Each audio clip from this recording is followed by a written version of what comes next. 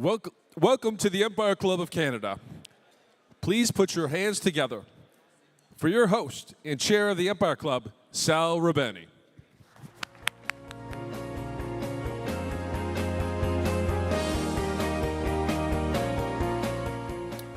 Hello, everyone. Welcome to the Empire Club of Canada, the country's go-to forum for conversations that matter for 120 years and counting. To formally begin this afternoon, I want to acknowledge that we're gathering today on the traditional and treaty lands of the Mississaugas of the Credit and the homelands of the Anishinaabe, the Haudenosaunee, and the Wendat peoples. Their stewardship of this land, profound cultural heritage, and continued connection to these territories are essential parts of Toronto's identity. We encourage everyone to learn more about the traditional territory on which you work and live. This is an essential step to reconciliation, and each and every one of us has a role to play. I'd like to take this opportunity to welcome our distinguished guests. We have Skylar Park, Olympian, Pan American champion, and Paris Qualified Taekwondo athlete.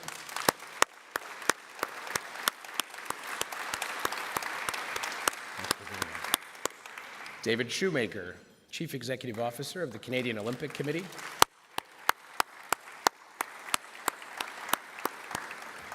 And Bruny Surin, Team Canada's chef de mission for Paris 2024.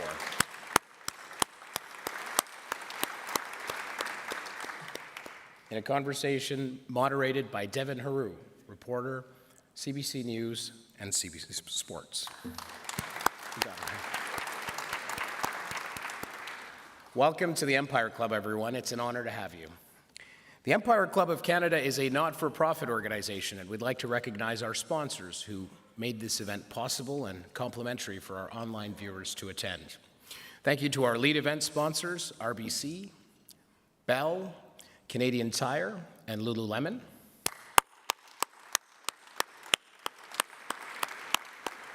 And thank you to our supporting sponsor, Air Canada. Lastly, thank you to our season sponsors, AWS, Bruce Power, and Hydro One. As a club of record, all Empire Club of Canada events are available on demand on our website. As always, we accept questions from the audience for our speakers, and for those of you in the room, you can undertake to scan that QR code found in your program. And our online attendees can use the question box underneath the video player. This has to be one of my favorite events this season. I'm always asked, but this stands up there. First, we get a sneak peek behind the scenes of the Paris 2024 Olympic Games, which I believe is an incredible opportunity. You know, we have more than 350 Canadian athletes that are heading to Paris in July. We get to wish them luck and also learn about the ins and outs of Canada's participation at the biggest multi-sport event on earth. Second, sport has this magic power of bringing us all together. We talked about this earlier upstairs. We were doing the book signing. You know, it unites nations, generations, and transcends all differences. This summer in Paris, thousands of athletes will show us the power of fair competition, of diversity, and inclusion, and of unity.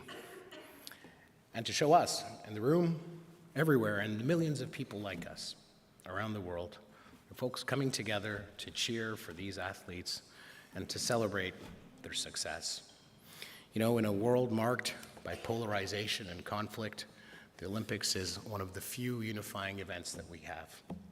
And honestly, looking at the world right now, there are few more inspiring things than that. You know, today we get to celebrate our incredible Team Canada, the work of our Olympic Committee and Canada's achievements and future aspirations. We also get to applaud our athletes. You are role models for all of us, and especially for the younger generations. And a special shout out, we have students and athletes who are joining us from Humber College here in the Greater Toronto Area and Queen's University, Kingston, where it's great to have you here.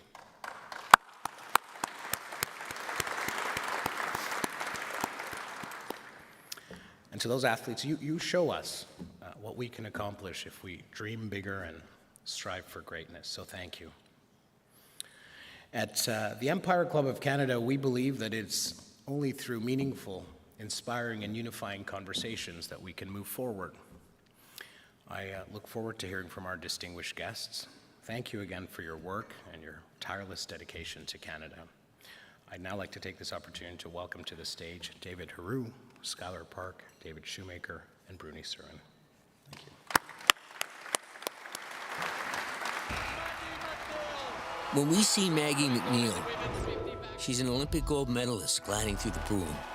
What we don't see is a person who refuses to let anxiety keep her from the starting block. When we see Shea Gilgeous-Alexander, the man's unstoppable. What we don't see is a skinny kid who got cut from his high school team. We don't see Maud Sharon being forced to change weight classes after she won Olympic gold. Ellie Black hearing she's just too old to compete as she prepares for her 4th Olympic Games. Or Andre DeGrasse dealing with all the doubters, including himself. What we don't see makes these athletes who they are.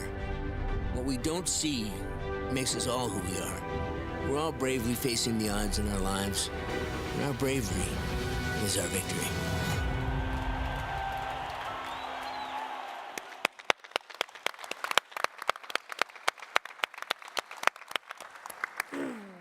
Good afternoon, everyone. It is an honor to be here. Devin Haru with CBC Sports. Absolutely thrilled to be alongside this powerhouse team here today. A note on that, it's the first time we've really collaborated, David, in such a meaningful way on this campaign ad. Brave is unbeatable. And a quick note on it, you know, we have Michael J. Fox doing the English version of it, his voice. And what a hero he is in our country, but exactly.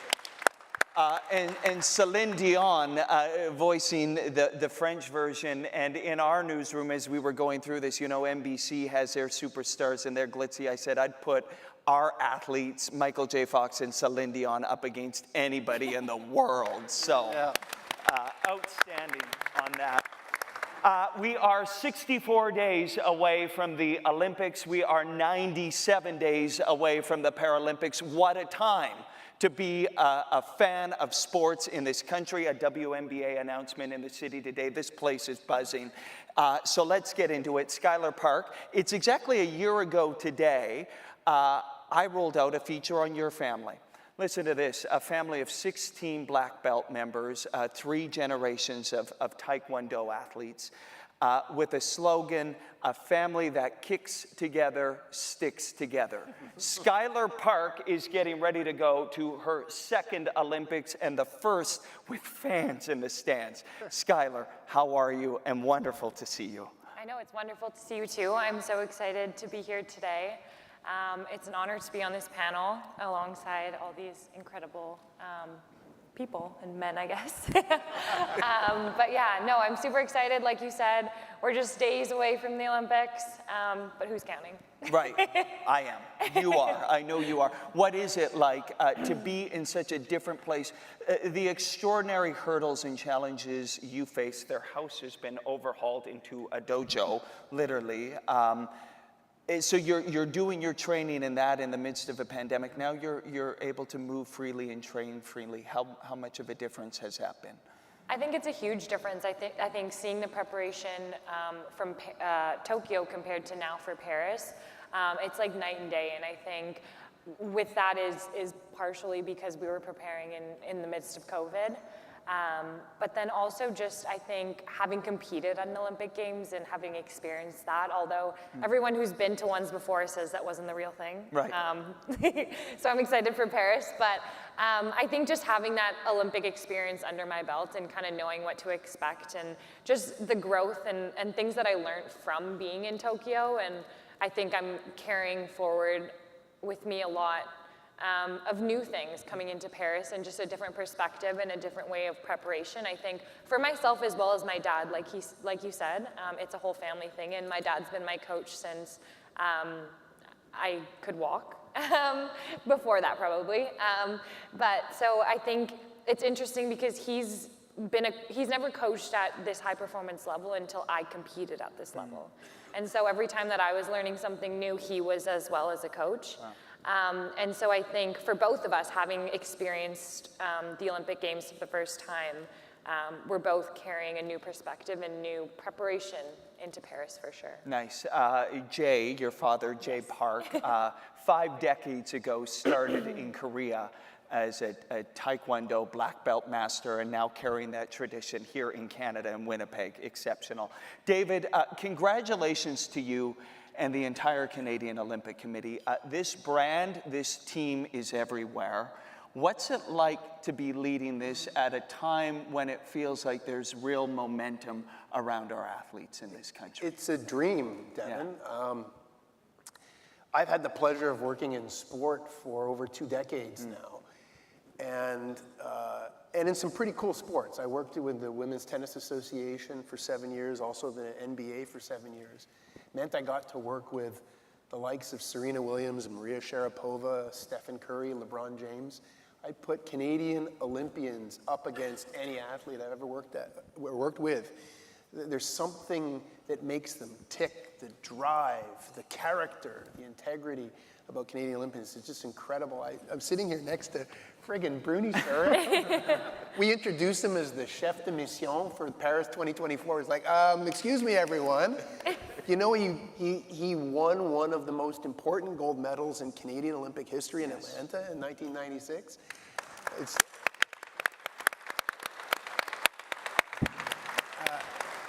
And a plug for Air Canada, which shows the documentary on it. I encourage you to watch it. And then this next generation of athletes, Skylar's incredible. I watched her become the Pan American champion in Santiago, and then immediately go from that into a Taekwondo club and inspire a generation of Chilean kids with her whole family. It's just incredible. And so the 3rd-ranked Taekwondo athlete in the world, and she's got her sights set on some very big goals in Paris, and our job is to do everything we can do to support them, and it gives me great pride and joy every single day. Wonderful. We're going to get more into that and the planning that the Canadian Olympic Committee is doing.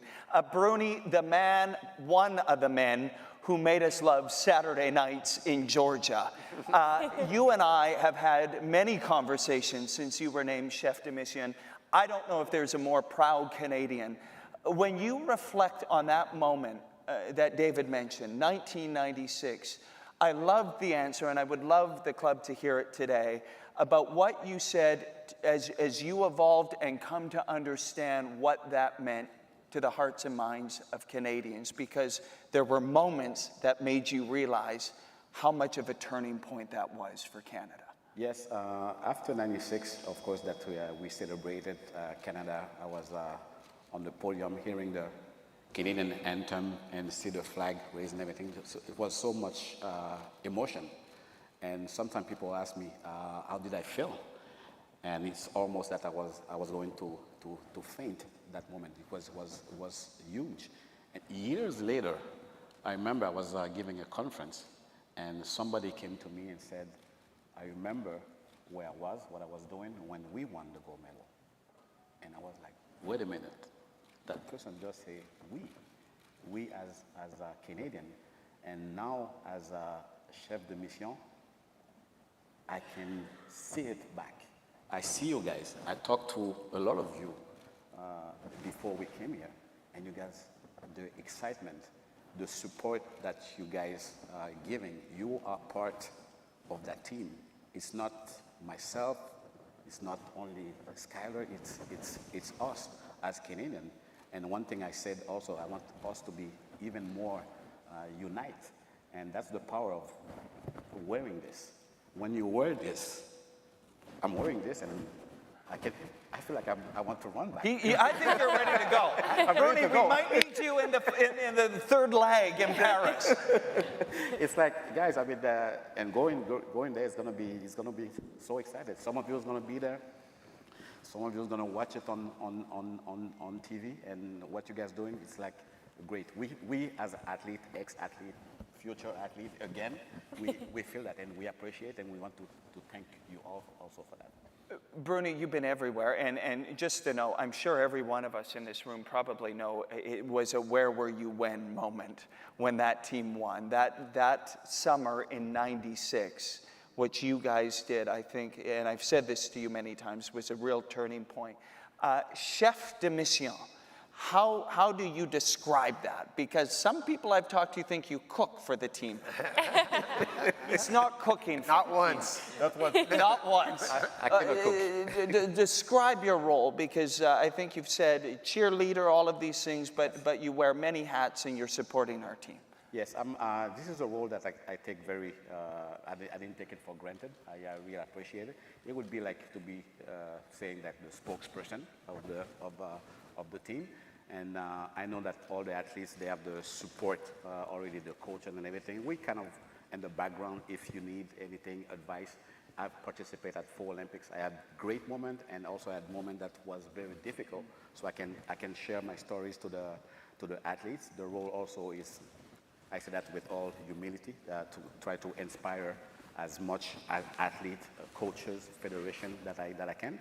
And this is a work that I've been starting to do like a year ago. Like I went to, example, World Championship in canoe kayak. I met the athletes, I met the coaches, the federation, and I want us create that relationship.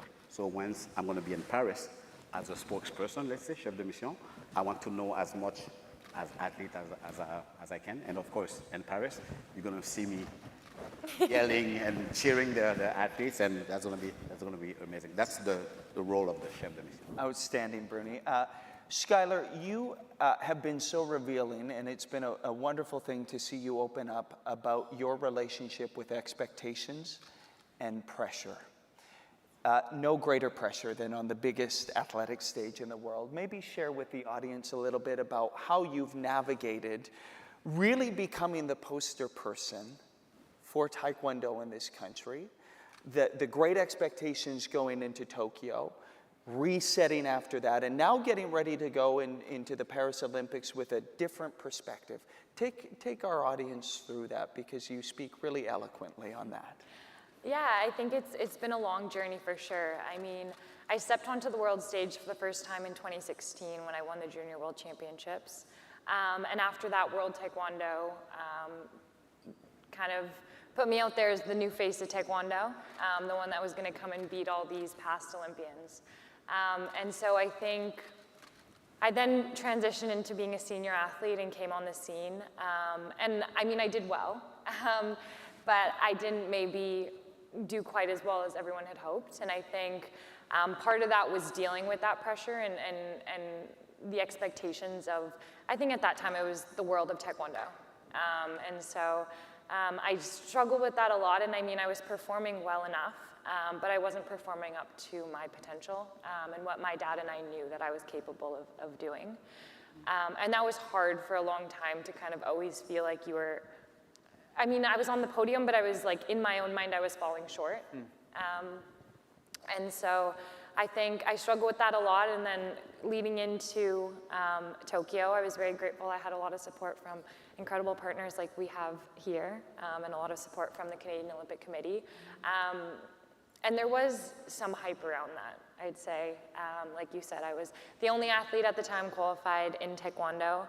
I'd been the only athlete who'd won a world championship medal in 10 or so years in the sport from Canada. And so I think there was a lot of expectation there that I struggled with. And leading into Tokyo, I think if you talk to a lot of athletes, everyone shows up to the Olympics physically at their best. And everyone's physical best is pretty similar. The margin of error isn't super huge for most people. And so I think the biggest thing is that mental, dealing with the pressures, dealing with the expectations, dealing with all those things that come with being on the Olympic stage. And I think people can prepare you for it, and some people go into their first Olympics and have incredible results. But for me, I think having that experience of being out there and knowing what all that feels like was huge. And so I feel like I didn't really quite deal with those emotions and things going into Tokyo as well as maybe I should have. And so I think as soon as I stepped onto the mats, especially being in an empty stadium that was silent, you could hear a pin drop, all those emotions just kind of like flooded me at once while being on the mat fighting. And knowing that the world was watching and I was losing and all those things, and it kind of spiraled and didn't end up having great results. So I think starting from that point, leading into the quad of, or I guess the 3 years, leading into Paris. It happened fast. Yes, it was very quick. But that was the main focus for my team and I, just working on dealing with those mental pressures. And a huge thing I talked about earlier today, we were at a school. A huge thing was just going back to why I fell in love with the sport from the beginning. Nice. And just finding joy in what I was doing again. It came to a head last year when I was competing in Paris at a Grand Prix, and I bombed like my 4th competition in a row, and I was like, I didn't know if I was going to qualify at that point. And I told my parents, which was hard to do, but I was like, I don't like this anymore, which is a hard thing to admit when you've been doing it for so long. And I think it was just because I put so much pressure on myself every time I stepped onto the mat that there was so much pressure eventually that I just didn't want to be there at all. And so I learned how to get past that, and I found a lot of joy in what I was doing again. And I love to fight. I love to be on the mats and perform for an audience. And I love the sport from the beginning because I did it with all my family, and I still have the privilege of doing that to this day. And so after that, and after kind of realizing that while I was in Paris, somehow it just happened to be. I was able to really come out from that and have a really successful second half of my season where I didn't lose a match. So yeah, and I still did my Paris qualification and just kind of carrying that momentum into this year. But yeah, it's something that I think as athletes we continue to kind of have to work on and deal with, but I feel like I'm working on it well.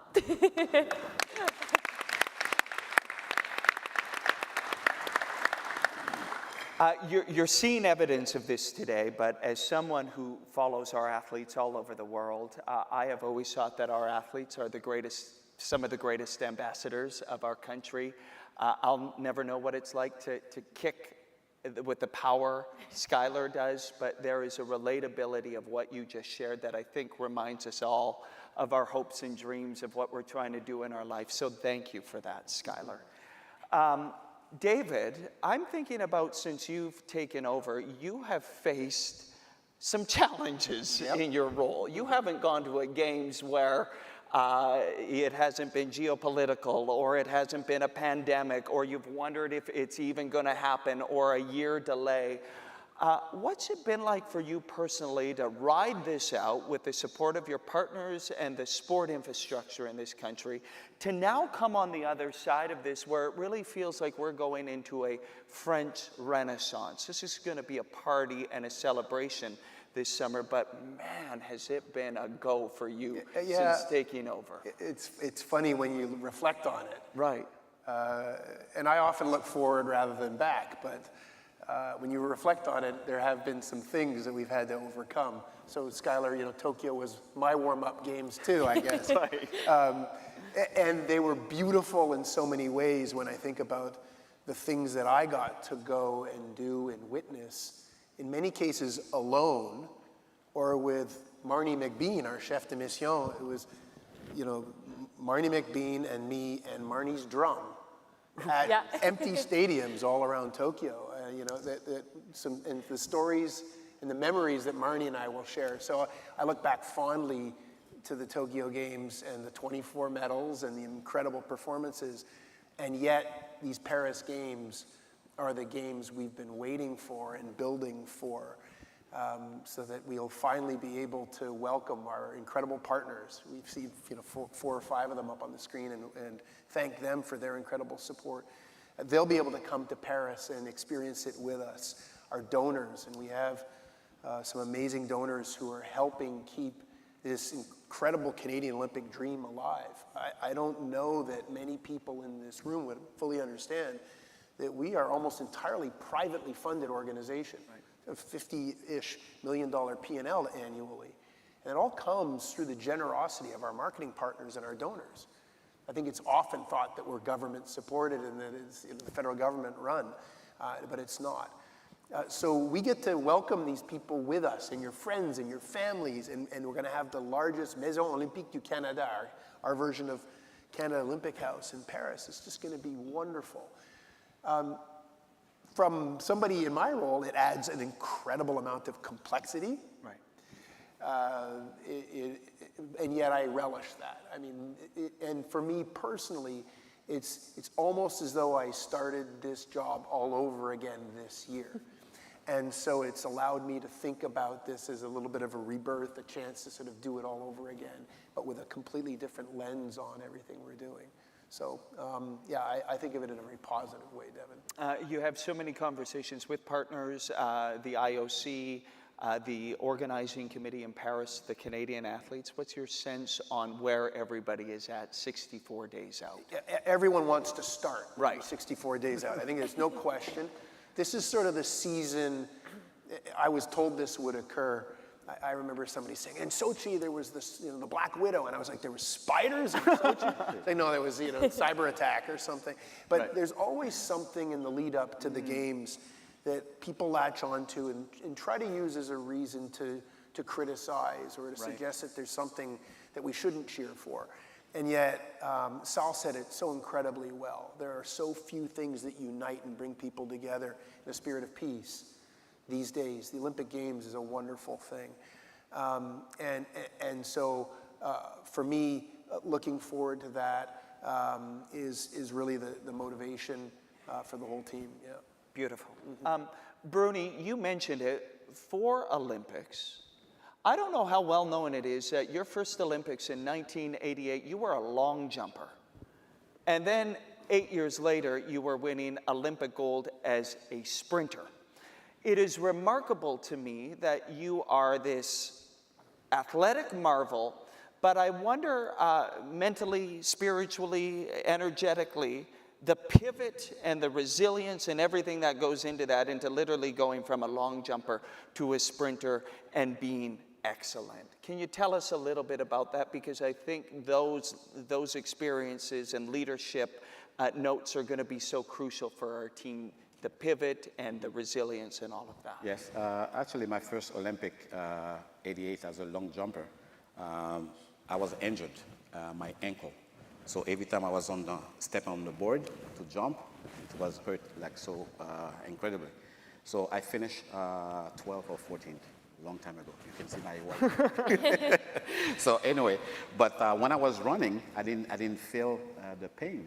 And my coach and I just said to my coach, well, I think that the next season, I want to focus on sprinting. So after that, to try to get in the competition in Europe, I went to live in Italy because I had my dream was very high, and I remember all my friends were telling me, "Why are you doing this? You're gonna go all the way in Italy by yourself, living in a house by myself." I was in Siena, 2 hours north of Italy, and the only thing I was doing, like the morning, I go up the hill, train in a sandy track, go back home. Make my lunch, rest, and the afternoon go to the stadium. And on weekends, I was trying to get in competition. And a lot of athletes were laughing at me. I mean, some promoters was shutting the door, saying that I'm not strong enough. There's some occasion I was just sleeping on the athlete's room because I wasn't invited and everything. But I kept the dream here. I said I have to go through this, and resilience is what? What's the definition of resilience? So you're going through this, and you know things gonna get better. You have to keep working. And actually, to make a story short, it's 15 years after that I had that dream, actually to be faster than my idol. You know what my idol was at that time? Carl Lewis, who won 4 gold medals. And I saw him on TV. I said, well, I want to be like him. And everybody was laughing. So sometimes the power of the Olympics and everything, I mean, like you, Skylar, there's a lot of young kids. Like, they're going to look at you. They're already looking at you. They say, oh, in the future, I want to be like Skylar. So those kind of things, it's like, it's amazing. So all the thing that I can share to the athletes is like, when you have your dream, keep it there. Whether you go through challenges and everything, it's tough. It's not easy, but you have to keep the goal here, and you can do it. And look at you now. By the way, we had Bruny into our CBC Sports department the other day. We have a wall of champions, and we got him to sign the wall, and he put 9.84. Put some respect on that Canadian record. All right, we're winding down, but I've been told we're getting some questions in here, so I'll look at this. This one's for David right now. Let me read this in real time. We're doing this live, David. Here we go. Overseeing the upcoming generation of Olympians, how do you see the future funding model for young athletes evolving? More government support, more corporate partnership support, parents? It's a good question, David. What does that look like as we financially support our athletes? Because, of course, we know that has been a topic of conversation. Yeah, and a topic of frustration. Right.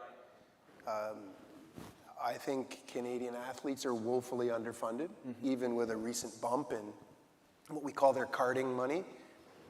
But the sports system, so as much as we are privately funded, the 61 national sports organizations that are the bedrock of sport in this country, that set the programs and the policies for sport in this country, they're largely, I say largely because there's maybe 10 of them that are able to have a viable commercial product. They're largely funded by the federal government, and there hasn't been an increase in nearly 20 years. So the power of what they were given back in 2005 has been eroded by inflation by 50%. They're being asked to do more and more and more with less and less. So what do? We've therefore not expected to see that increase in the future, and are planning that we have to do a better job with our marketing partners at getting a bit more funding. We have to be more efficient with what we get. And this is the part that I'm especially optimistic about, is tapping into the generosity of Canadians in a way that we haven't yet quite figured out before, but we're seeing it. We're seeing the Canadian Olympic Foundation raise more money than we ever before, real generosity, and it's making a difference. And we see south of the border, where their foundation is 4, 5, 6 times the size of ours. We think we can get there. And that's really what I think is going to have to be part of the impetus to us getting to a place where our athletes and our sports are better funded. Yeah, it's a great answer. And Skylar, I want to go right to you on that, because I think you're making a trip to one of your sponsors later today. How crucial is that to be able to do what you do? I was inside your house. Tegu and Braven, your brothers, they're training as well. Mom Andrea is trying to keep everything going. Dad's there. How crucial of lifeline is that for your entire family to be able to be on this sporting journey? Yeah, I think it is for sure. I mean, I've been grateful to have wonderful sponsors who've supported me and continue to support me throughout my journey as an athlete. But like you said, it's me, it's my 2 brothers. Our family has dedicated, essentially my parents have dedicated their lives to help us to achieve our dreams. I don't know if my dad would choose this lifestyle if it wasn't for us. But they've sacrificed so much because we have huge dreams and huge goals, and they're willing to support us to achieve them. And like you said, my parents also, my family runs a Taekwondo school in Winnipeg, and in order to help pay for what we want to do, they have to run a successful business as well. And so I was chatting earlier when you were in Winnipeg and we were training and someone came into the academy, my dad had to leave training to go help them out, right? And you go, what's happening? I said, well, we don't have a business, we can't compete, right? Right. So it's very, very crucial as an athlete, for sure. Nice.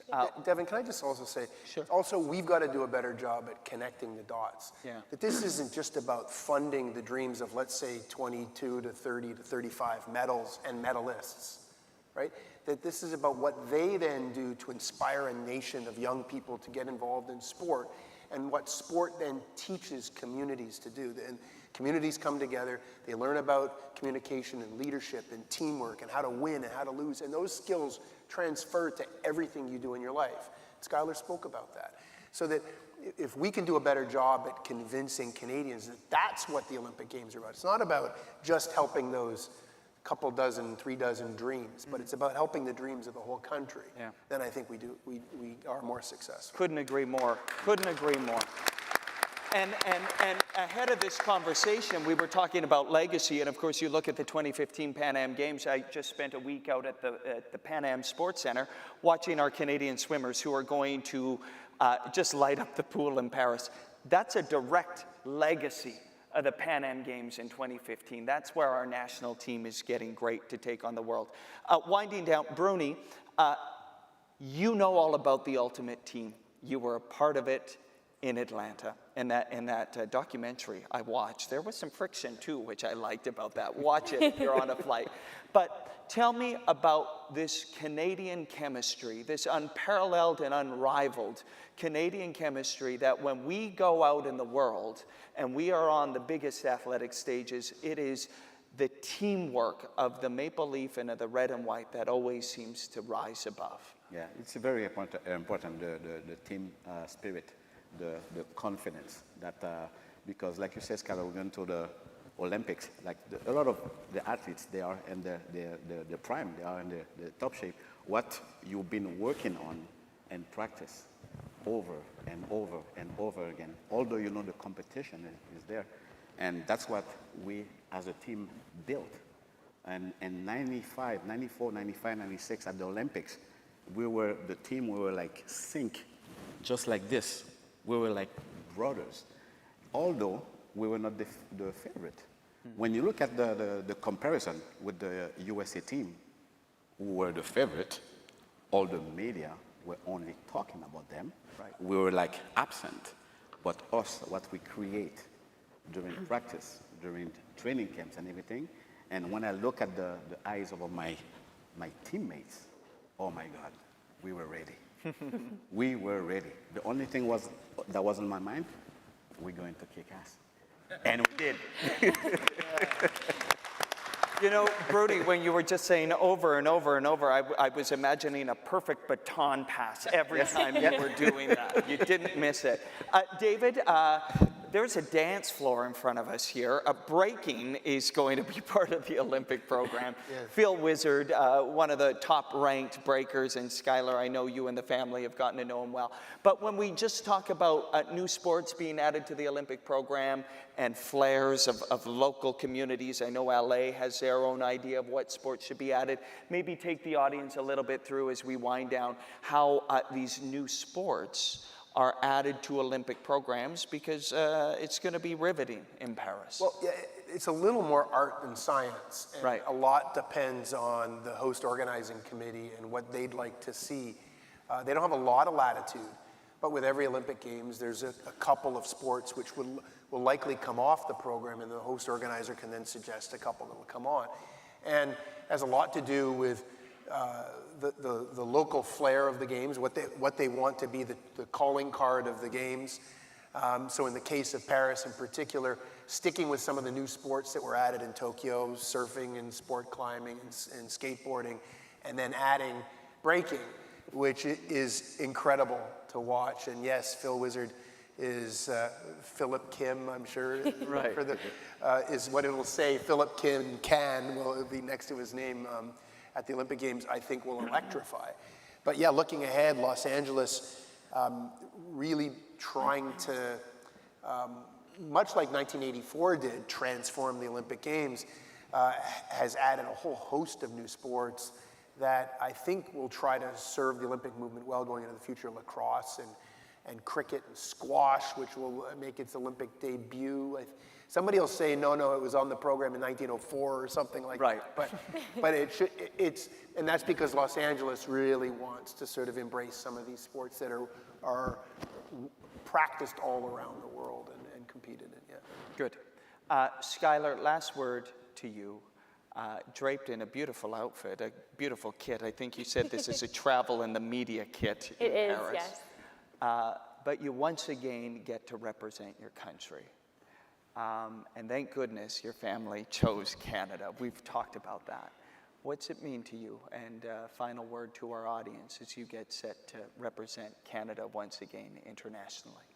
Yeah, it's always such an honor. I mean, like Bruny had said, to put on the tracksuit and to feel that you're a part of something so much bigger than yourself. I mean, representing Canada at international events anywhere is an honor, but especially at the pinnacle of sport at the Olympic Games. I mean, even in Tokyo, when there was no fans in the stands, you can really feel the energy and feel what it's like to represent something bigger than yourself, and in my case, to fight for something bigger than yourself.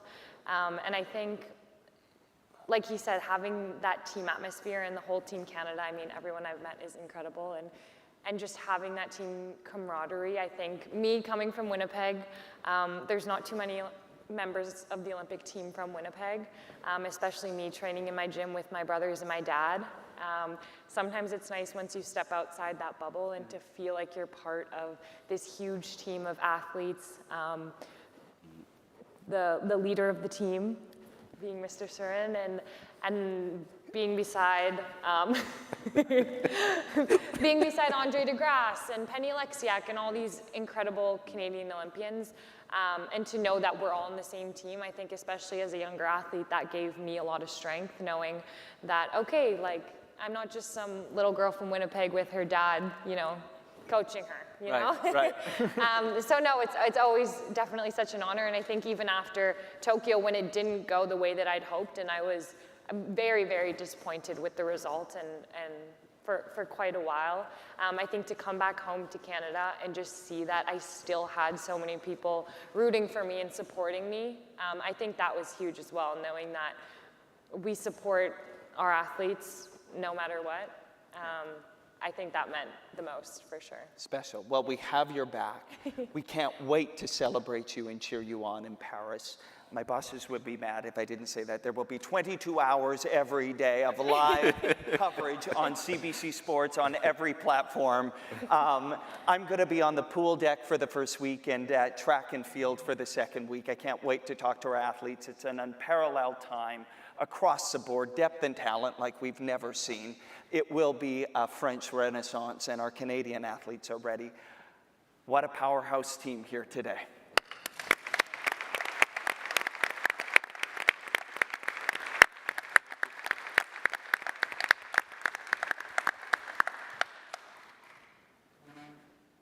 Thank you, Devin. Thank you, Skylar. Thank you, David. Thank you, Bruny. All right.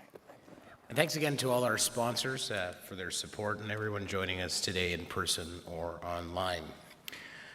I'm going to deviate just a little bit. It is Asian Heritage Month, and it's an opportunity for all of us to learn about the diverse culture and history of Asian communities in Canada, as well as to acknowledge the many contributions. And in that spirit, for those of you that know me, I do have a soft spot for entrepreneurs, and I had occasion to meet the folks behind Wondermock, Jun Goon, who's in the room today, and they're purveyors of fine Korean rice wine. And so we do have someone that has won one of these products, and so I encourage you to meet with our team in the back there, and that's Abarnan Vicenten. So Abarnan, congratulations, but more importantly, I wanted to take the time to, in the spirit of Asian Heritage Month, and as well as the entrepreneurship in these folks here, acknowledge Jun Goon from Wondermock.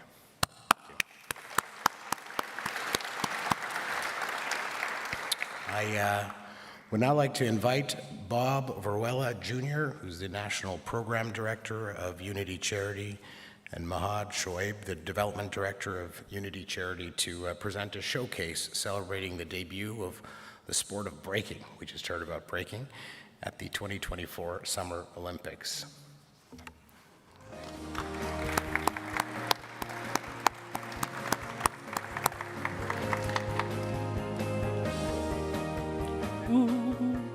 Check, check. All right. Thank you so much. We want to first give a big shout out to the Empire Club of Canada for having us today. Can we get a big round of applause for Empire Club?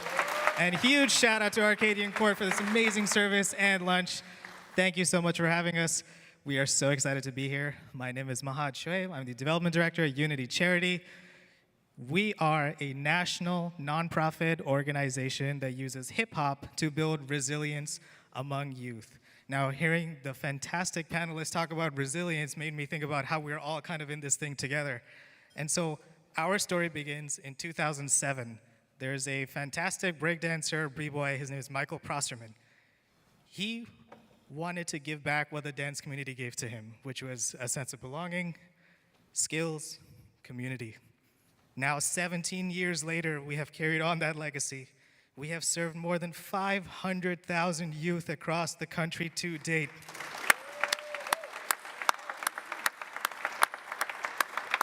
Everything we do is completely free. We have performances, we have workshops, we have events, training initiatives, career development, mentorship, you name it, we got it. Now, looking ahead, we are hosting a huge celebration on July 20th at Harborfront Center. It's part of our annual event called the Unity Festival. This is where every single hip-hop art form comes together under one roof. So you have breaking, you have rap, you have beatboxing, you have graffiti, everything all happening in the same place at the same time. If you're interested, please mark it down in your calendars. July 20th, Harborfront Center, 1 to 9 p.m., free event, all ages, everyone is welcome. And we are so excited to talk to you a little bit more about why we are here today. Bob, why are we here today? Why are we here today? My name is Bob, National Program Director, Unity Charity. We are actually going to do a breaking demonstration to celebrate breaking in the Olympics. Who's seen breaking before here? Has anyone seen breaking in person? Ooh, okay, a couple hands went up. Okay. All right, okay. So what I'm gonna do first is we're gonna get everybody to stand up and come towards the dance floor. We need this hip Come hop on vibe, down you know to what the I'm dance saying? floor. Get up, Papa, yo, thing. We're gonna spark it up right before the weekend, you know what I'm saying? Yeah. We get ready to party here. Come on in. Come on, don't be Let's shy. treat this Come like get a closer to the busking dance show, floor. you know what I'm saying? Come on in. Hip hop is in the building. Yes. Don't be shy. Come on in. We won't bite. So, I'm also from Winnipeg. Shout out to Winnipeg. Woo! Yeah. I've been dancing for about 30 years as a b-boy, and hip hop has come a long way. So, it's for it to be part of the Olympics, and it really means a lot to our community.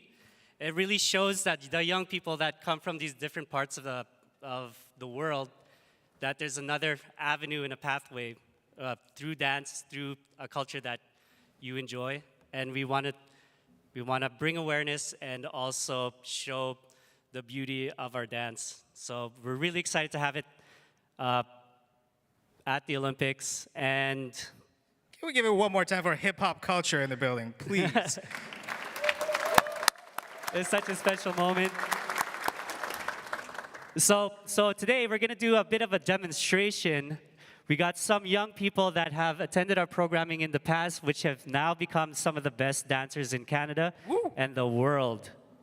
So without further ado, we got Bryce, Montu, and JC Fresh, the unknown floor force. Please put your hands together.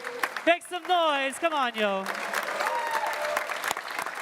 Just very quickly, I'm going to do a call and response to see if y'all can get into it. Party people, if you're ready to rock, let me hear you scream. Oh, we can do better than that. Party people, if you're ready to rock, let me hear you scream. And if you're really, really ready to party, then let me hear everybody say, we came to party. We came to party. Say, we came to party. We came to party.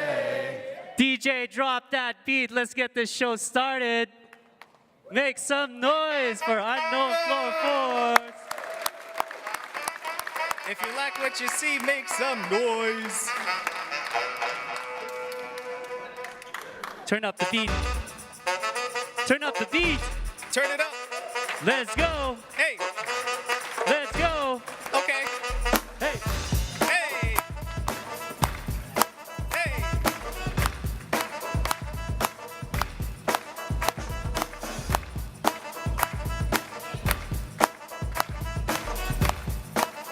fresh, fresh, fresh, fresh. Unknown full force. Let's go. Yeah. Okay. Okay. Okay.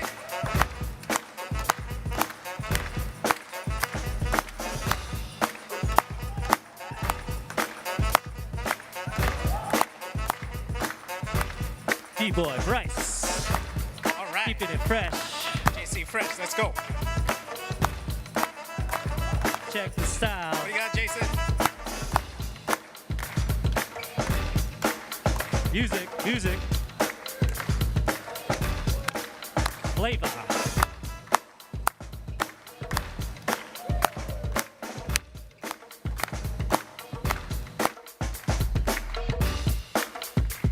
Let's go. Hey, we got Mont two. Soul clap.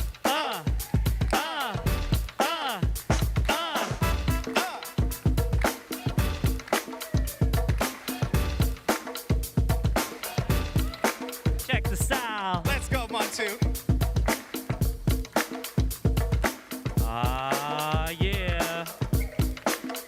Okay. Round two. Keep it clapping. Clap your hands, everybody. Clap your hands, everybody. Let's go.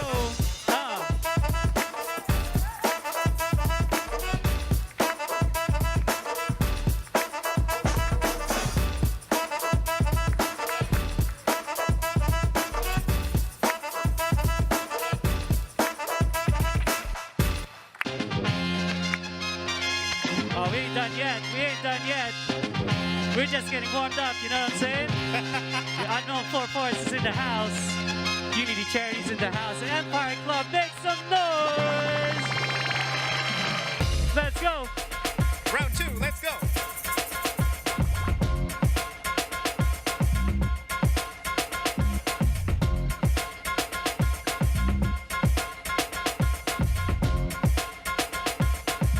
Routine. Fresh, fresh, fresh.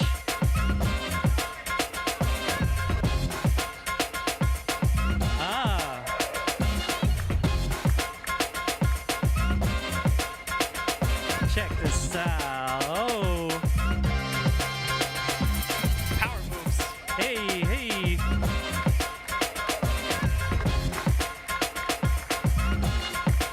Let's go, Montu.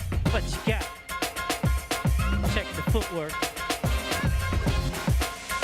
Athleticism at its finest.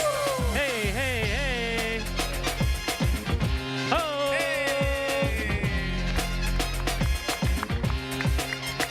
Let's go, Bryce. Hey.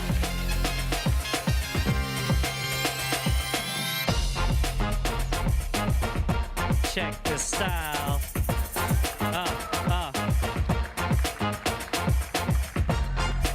Nice. With the threads. Unknown Full Force. Unity Charity. Let's go. What you got? Yeah. Directions. Okay. This ain't easy, yo. Woo!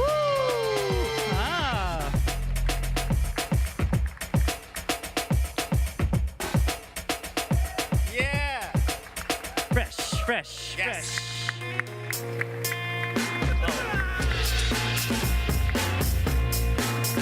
Clap, clap, Energy. clap. Unknown Full Force needs your energy. Yeah.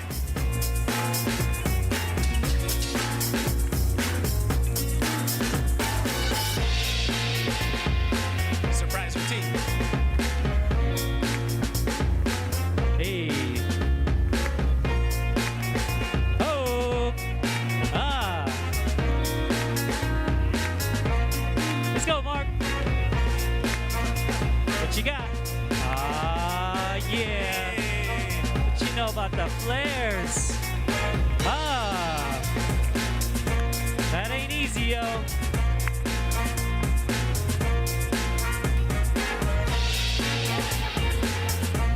Let's go, Bryce. Style. Woo! Yeah, let's go. Peace. Give it up for Unknown Floor Force! We are Unity Charity. Big shout out to Empire Club for having us. Thank you so much. Good luck to all the Canadian athletes in the Olympic Committee. We out of here. Peace. Yeah, if you want to learn more, check us out at unitycharity.com or talk to one of us. We're around for a little while. Thank you again for having us. Big shout outs to Empire Club. Pass it back to Sal. Back to you. What a great performance. Thank you all for your participation. This meeting is now adjourned.